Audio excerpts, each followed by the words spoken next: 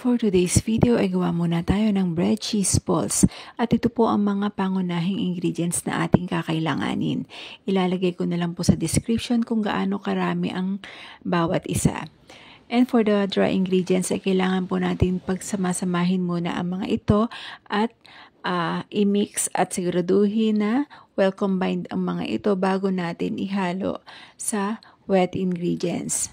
Ang cheese balls po na ito ay sigurado magugustuhan ng mga anak ninyo dahil karamihan po ngayon sa mga bata ay mahihilig sa mga with cheese flavors. And for the wet ingredients po ay ilagay na po natin ang 1 cup of warm water, 2 tablespoon ng sugar, 1 tablespoon ng yeast. Haluin po at iwan ng mga 2 minutes until maging frothy, yung parang ganyan po na nagbabubbles na siya. And then saka nyo po ilagay yung oil and yung dry ingredients na i-mix natin.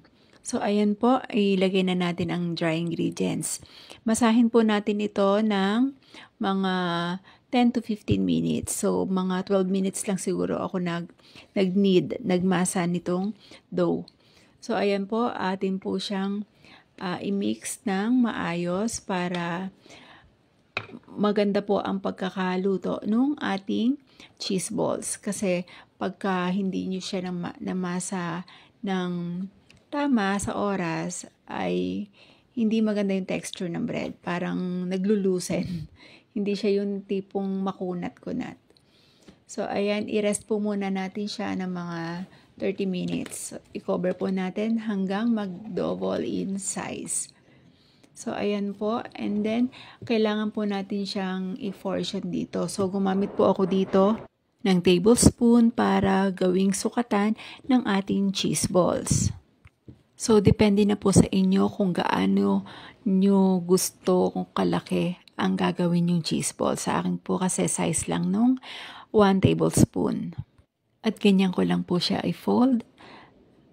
And then saka ko naman po siya binilog o kaya ida-direct ko na lang siya dun sa mat at dun ko siya bibilugin.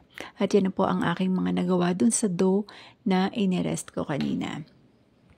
And yes, hindi po tayo gagamit ng oven. Magpa-fry po tayo, deep fry, para parang sa donut po. So ayan, kailangan po natin na ma-spread muna siya ng flour para po hindi sila magdikitan pagka inilagay na dun sa kumukulong mantika. So ayan na po ang ating bread cheese balls na siguradong magugustuhan ng inyong mga anak. So itry nyo na po.